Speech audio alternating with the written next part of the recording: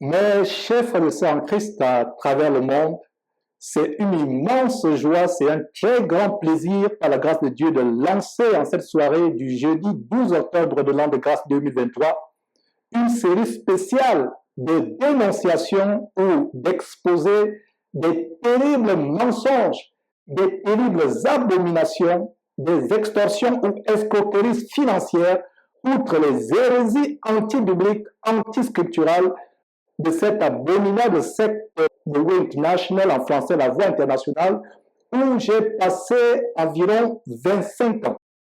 Mes frères et sœurs, je m'en veux à mort d'avoir amené mes parents, mes frères, mes connaissances, mes amis dans cette abominable secte. Je m'en veux à mort après des choses, des révélations choquantes que j'ai découvertes et que nous allons, par la grâce de Dieu, exposer semaine après semaine et même jour après jour, les exposer. Je ne sais pas s'il faut être en colère, s'il faut vraiment être dans une profonde amertume. En tout cas, je peux vous dire une chose, j'ai la colère sainte après tout ce que j'ai découvert. Des terribles mensonges, des abominations terribles, la sodomie, la bestialité, la magie, le contrôle mental, l'hypnose, la magie, le spiritisme, avec des preuves à l'appui, avec des documents à l'appui.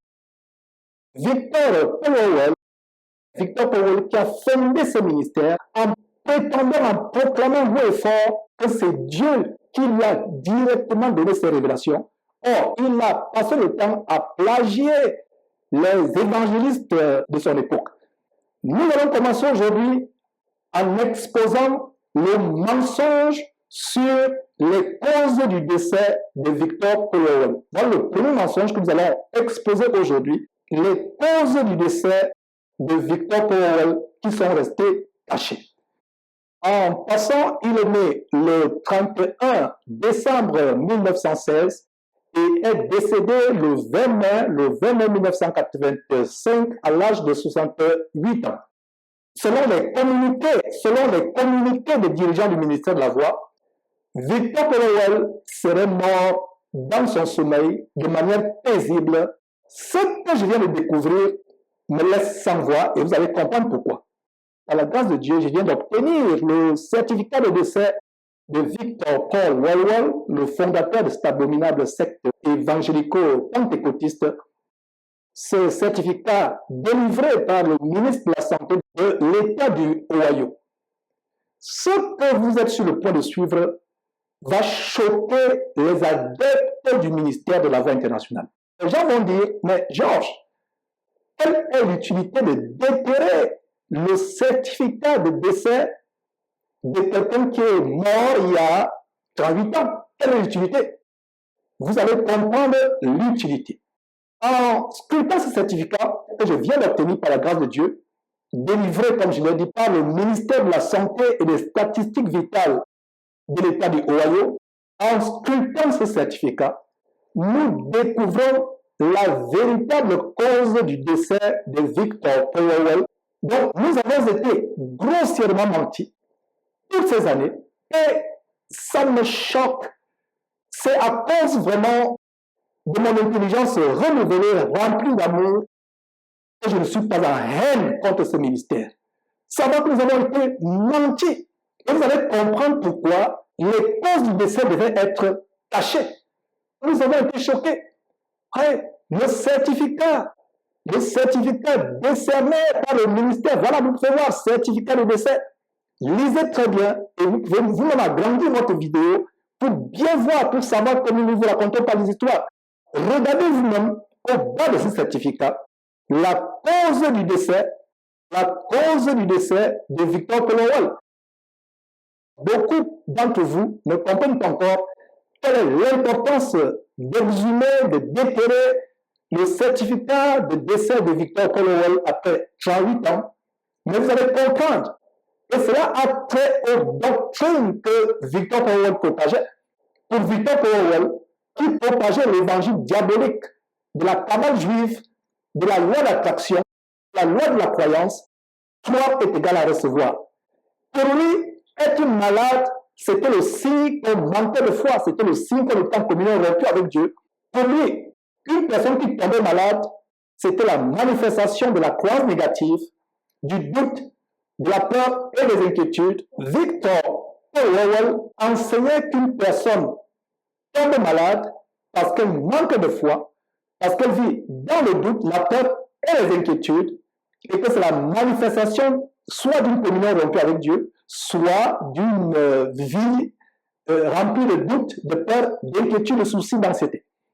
Alors, les dirigeants du ministère de la Voix, en découvrant ce que je vous montre aujourd'hui, 8 ans plus tard, en découvrant que les icônes qu'ils idolâtraient étaient morts de maladie, étaient entre le marteau et l'enclume. Les dirigeants du World National ou le ministère de la Voix internationale étaient dos au mur entre le marteau et l'enclume. Révéler au public, à la congrégation à travers le monde, les causes réelles du décès de Victor Powell, c'était admettre, reconnaître que Well n'était pas le géant spirituel que les personnes idolâtraient à travers le monde.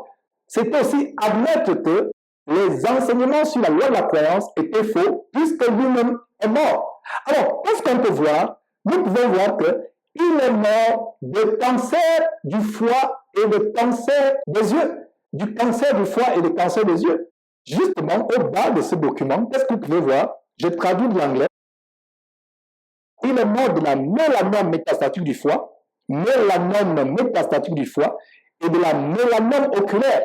C'est des mots aidants de la littérature médicale qui signifie tout simplement qu'il est mort du cancer de foie et du cancer des yeux. Et en faisant nos recherches, nous avons découvert que effectivement, Victor Powell avait eu une opération chirurgicale. Un de ses yeux avait été arraché chirurgicalement. Il a eu une opération chirurgicale, donc il est mort étant borgne. Beaucoup de gens ne le savaient pas. Et non seulement il est mort avec un néanmoins, il a souffert plusieurs accidents cardiovasculaires. Et c'est un choc. Beaucoup de personnes seront choquées en découvrant ce que je suis en train de dire. Ce ministère est fondé sur l'abomination depuis le début. Dieu n'y a jamais été. Il y a des témoignages effroyables de bestialité, de pornographie. Comment il regardait les films avec certaines personnes du ministère de la Voix internationale, des films pornographiques avec des femmes qu'il a abusées, plusieurs femmes qui ont été abusées par Victor Powell, et il regardait des films pornographiques impliquant des chiens qui couchent avec des femmes. Donc les femmes, les adeptes autour de lui, une soirée posée, comme on dit aux États-Unis, dans un salon d'ouvriers du World National Headquarters du quartier général à New Yorkville. Il regarde la pornographie avec les adeptes. Et la scène de pornographie, c'est les chiens qui couchent avec des femmes. He also preached that God didn't care what people did with their bodies, so long as their spirits were right with God. Not only did this doctrine provide justification for male followers of the way to exploit their female associates, but it gave Wierwille, as the infallible translator of God's Word, the divine authority to make women his sexual servants. In her memoir, Undertow, My Escape from the Fundamentalism and Cult Control of the Way International, Charlene Edge relates a conversation with a fellow Way leader who told her that Wierwille had had sex with hundreds of women in the cult. According to her source, many of these women were actually recruited by other women to help take care of the man of God. Kristen Skedgel was one of these recruits. Introduced to the Way by Stephen Hefner when she was 14 years old, Skedgel saw Wierwille as both a father figure and the man of God. She wrote Wierwille a passionate letter about how PFAL had changed her life and became a tireless recruiter for the Way East in Rye, New York. Skedgel also suffered from severe, undiagnosed depression. She struggled emotionally and often turned to Wierwille for help. One night after she had burst into tears in his office, Wierwille told Skedgel, quote, "Just sell out, honey. Sell out to the Word and stop blowing hot and cold all the time. You won't have any peace until you totally commit yourself to God." End quote. Then, she says, he kissed her hard, raking his tongue across her lips. Skedgal was confused by this incident, but she didn't interpret it as a sexual assault. Instead, she wrote, quote, "Maybe he's trying to comfort me or wake me up. Ironically, his touch is the only relief I feel." End quote. Soon after this encounter, Will convinced Skedgal that her job as a woman, totally committed to God, was to have sex with him whenever he asked her to. For years, Skedgal obeyed. The worst part was down the hall. One bathroom with one toilet. 10 of us. 10 young women and their hair dryers, toiletries, makeup, and other stuff. Adding to the crowded uniform atmosphere were the matching blue and green plaid bedspreads on the bunks, draped like flags over coffins. They sent a clear message. Personal identity does not matter here. I'll just never forget that sight. So I took my flowery bedspread, stuffed it in a suitcase, and we stored our extra stuff up in the barn on the farm. Now, from my view, every one of us in that program sincerely wanted to serve God. We did. We had that idealism of youth and conviction about Dr. World being a man of God. Some of us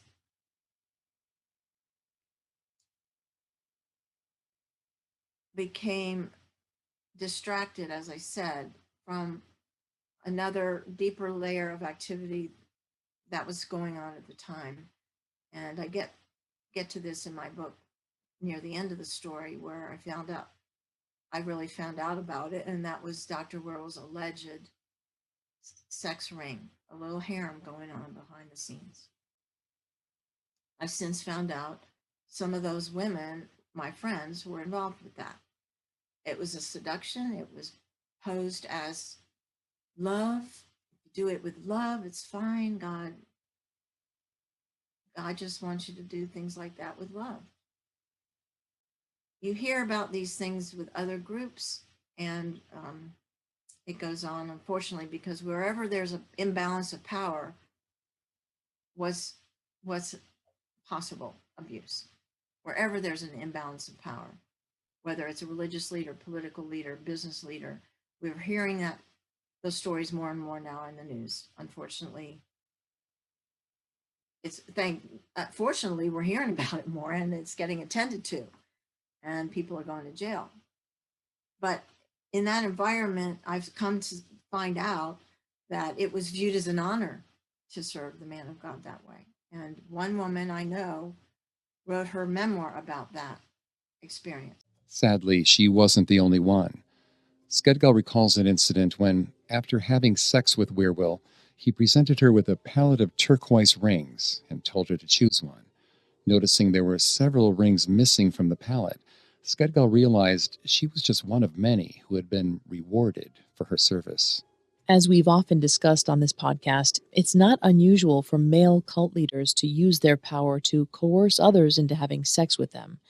In the Christian Family and Sex course, which was administered to the faithful at the Way's new Knoxville headquarters, Will locked students into a room and forced them to watch a video of two naked women kissing each other.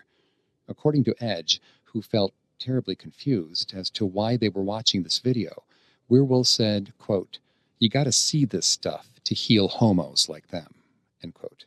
A video of a gay encounter seems pretty benign by today's standards, but what happened next was anything but. According to multiple former followers, the next scene in the video showed the women having sex with a German shepherd. Edge described the video and Will's reaction to it in detail in her memoir. She wrote, quote, "The women grabbed the dog and tugged him close. The poor animal struggled to escape, but the women forced the dog into having sex with them. Will laughed and hollered, 'That mutt has more sense than those chicks,' end quote." As shocking as it may be to hear that Will forced his followers to watch a video of women having sex with a dog, there was a recognizable method behind his madness. Bestiality, or sexual intercourse between humans and animals, is widely considered among psychologists to be a form of animal cruelty. Based on Edge's description, this is exactly what the video was intended to show. Charlene Edge noted that walking out on the video would constitute abandonment of the course, which would in turn lead to expulsion from the way. She said despite their obvious discomfort, neither she nor any of the other followers left the room, proof that Wierwille had them fully under his control. Voilà le fait de cette comment ce monsieur avait tout un harem de femmes et qui faisait le spiritisme. Et je viens de me rendre compte en exposant en profondeur la cabale juive enseignée par Ivan Castano, Mamadou Karambiri, Masolo Chinassi. Je viens de me rendre compte que dans le ministère de la Voix, pendant ces plus de 25 ans, on enseignait la cabale juive sans m'en rendre compte. On enseignait non seulement la cabale juive, on enseignait l'évangile de la prospérité, le principe de donner et de recevoir, le principe de transformer ton intelligence en élément, de visualiser les choses dans votre vie. Ces choses s'accomplissent dans votre vie. Si vous voulez vraiment être riche, passez le temps à visualiser la richesse à longueur de journée. Et c'est pour ça qu'il y a beaucoup de chrétiens du ministère là-bas qui sont fainéants. Au lieu de travailler, de chercher le travail, de travailler, il y a beaucoup de chômeurs qui passent le temps à visualiser comment ils seront riches. Et en même temps qu'ils visualisent comment ils seront riches, ils sont en rien tous les jours, ils crèvent de faim. Ils vous enseignent qu'il faut passer le temps à visualiser comment sera votre vie, comment vous êtes en bonne santé, comment vous êtes prospère. Voilà, pendant 25 ans, on m'a enseigné le film Le Secret, la cabale juive. Et d'ailleurs, le logo du ministère de la Voix, c'est l'arbre de vie de la cabale juive, pour ne pas dire l'arbre de mort, déguisé. Nous exposerons ces choses en profondeur dans les jours à venir. Dans les jours à venir, en profondeur, détail après détail, document à l'appui. Ce n'est pas la calomnie que je fais, ce n'est pas la diffamation que je fais, avec preuve à l'appui. Avec preuve à l'appui. Voilà l'acte de décès qui a été caché au monde entier pendant des années, parce qu'ils ne pouvaient pas révéler que leur Dieu, entre guillemets, leur icône qu'ils idolâtrent, en passant, il y a des statues de bronze qu'on a faites de Victor Colorwell, qu'on vendait les uns aux autres, alors que la parole de Dieu interdit l'idolâtrie en Exode chapitre 20, verset 4. C'est faire des représentations des images taillées et on se prosterne d'or. Donc, sa statue de bronze a été faite et des répliques étaient vendues aux États-Unis. C'est terrible, mes frères et sœurs. En passant, voilà le dernier enseignement de Victor Colorwell. Ce que vous regardez sur votre écran, c'est le tout dernier enseignement de Wellwell, le 21 avril 1985, soit un mois presque jour pour jour avant son décès, qui est survenu, je répète, le 20 mai 1985. Donc, là où vous voyez sur votre écran, il enseignait l'extrême droite de votre écran. C'était le tout dernier enseignement de Wellwell. Après ça, il n'a plus jamais enseigné et il est entré dans l'agonie qui va entraîner sa mort un mois plus tard. Il y a même un de mes petits frères qui m'a menacé de malédiction sur moi et sur mes enfants si je continue à dénoncer le ministère de la Voix. Et je n'en veux pas. Le ministère de la Voix a été fondé sur le pouvoir d'hypnose, de spiritisme, de contrôle mental, de la magie, une véritable escroquerie financière depuis des années, l'extorsion, la vente de livres alors que la Bible interdit qu'on vende les choses de Dieu. En Matthieu chapitre 10, verset 8, vous avez reçu gratuitement, donné gratuitement. Et en Proverbe chapitre 23, verset 23, il a dit, à qui est la vérité, il ne la vend pas. Wierwille also instituted a required minimum number of students for each course, even though the course was pre-recorded on audio and video cassettes and could therefore be taken by anyone at any time. Wierwille made a rule that at least 20 students had to sign up before the course could be made available. This turned out to be a stroke of marketing genius. In 1970, Charlene Edge wrote that the cost of taking the PFAL was $40, about $285 in today's money. To receive Wierwille's divine revelation, she not only had to scrape together $40 herself, but she also had to find 19 other students who were willing to pony up the cash. So Charlene and other followers were trapped in what behavioral economists refer to as the sunk cost fallacy. The sunk cost fallacy describes a type of illogical behavior in which people who have invested in something that runs contrary to their interests, rather than admitting their mistake, will continue to invest further. For example, a person who pays $20 for a greasy, flavorless burger might eat the whole thing just because they overpaid for it. In the case of Charlene and many other followers, it meant that after they had paid for the course and put their reputations on the line by convincing other people to sign up as well, they were much more likely to buy into Wierwille's teaching. The ploy worked. From 1968 to 1974, the Way's membership grew exponentially, and so did its profit margin. Wierwille went from being broke with only 12 followers to boasting a following of 35,000 people worldwide and an annual income of over $26 million. Donc voilà, mes frères et sœurs, brièvement, l'exposé de cette abomination. Je comprends que mes petits frères sont envoûtés, possédés par ces gens, avec les grosses bagues. Vous voyez, par exemple, ce monsieur avait une bague mal utilisée. Moi-même, je rêvais faire partir de ce corps d'élite du ministère de la Voix. Quand je venais aux États-Unis, avoir cette bague, avoir la longue poche qu'il porte, avoir cette bague. Et plus tard, je me suis rendu compte que c'est des cérémonies de franc-maçonnerie déguisées avec le spiritisme. Le conseiller spirituel, il avait un conseiller, un marabout. Un spiritiste, un marabout. Le conseiller personnel de Wall, c'était un marabout, un sorcier. Et pour ceux qui ne le savaient pas, William Branham et Victor Powell devaient commencer le ministère ensemble. Ils sont séparés à cause des divergences pseudo-doctrinales. Ils sont séparés. William Branham, qui est derrière l'abomination du branhamisme, et Victor Powell se sont séparés à cause des divergences pseudo-doctrinales. Ils devaient être ensemble par la suite, mais ils sont séparés. Le même esprit, le même spiritisme qui envoûte les gens jusqu'à aujourd'hui. Je comprends que mes frères, deux de mes frères sont toujours enracinés. Je rends la famille de ce que sur une famille de 11 personnes, j'ai amené plusieurs dans le ministère de la Voix.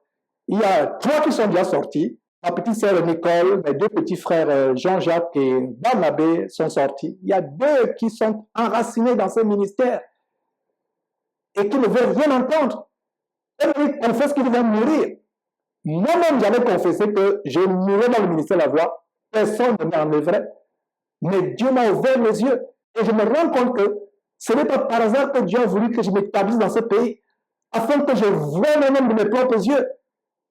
Ici à Houston, j'étais arrivé au point où j'étais un des dirigeants. Ici à Houston, étant le coordinateur adjoint d'une église locale, amenant plusieurs personnes lors des cours payants. C'est avec larmes aux yeux que je me suis repenti d'avoir vendu l'évangile. Donc, je comprends que mes frères sont hypnotisés, sont envoûtés, sont ensorcelés, mais je continue à prier pour eux. Et d'ailleurs, ça me rappelle cette écriture dans Ésaïe chapitre 29, versets 11 et 12. Ésaïe, ça c'est l'écriture que j'adresse à mes frères. Ils ont l'intelligence pour comprendre les choses. Ils peuvent lire, ils peuvent aller sur Internet, mais je leur envoie le document, ils refusent de lire. Et ça me rappelle quoi? Ça me rappelle justement cette écriture. On a dit, lisez vous-même ce document, lisez vous-même le certificat de décès pour voir les causes réelles qu'on nous a cachées sur la mort de Wall. Lisez vous-même, ils refusent de lire. Regardez vous-même ce document, ils refusent de regarder le document. Regardez le plagiat d'autres pentecôtistes, d'autres évangéliques. Il a plagié leur livre.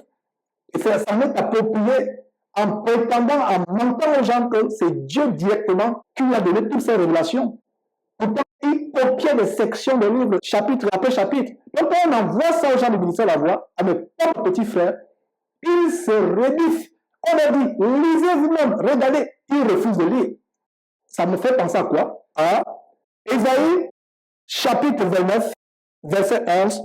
Toute la révélation est pour vous comme le mot d'un livre cacheté que l'on donne à un homme qui sait lire en disant, lis donc cela. et qui répond, je ne le prie car il est acheté, verset 12, ou comme un livre que l'on donne à un homme qui ne sait pas lire, en disant, lis donc cela, et qui répond, je ne sais pas lire. Mes deux petits frères savent lire. Vous savez lire, vous savez lire. Même si vous ne comprenez pas l'anglais, allez sur Internet, faites vos recherches, utilisez Google Translate. Et de plus en plus, même les vidéos peuvent être traduites automatiquement sur Facebook ou sur YouTube en d'autres langues. Quand vous faites des vidéos en anglais, lisez, vous pouvez comprendre. Vous lisez le français, beaucoup lisent l'anglais. Lisez, faites des recherches. Lisez, faites des recherches. Frères et sœurs, voilà la première partie de cette série. Il y aura plusieurs autres parties qui vont suivre. Quand nous reviendrons, j'ouvrirai les livres de E.W. Bullinger et celui de J.E. Stiles. Je les ouvrirai, je les mettrai côte à côte avec les livres de Roy qui sont au milieu et vous verrez vous-même comment il a copié mot pour mot, section après section. Voilà mes frères, c'est un plaisir de vous présenter cette première section de cette nouvelle série sur le ministère de la voix. Vous connaîtrez la vérité vous affranchira.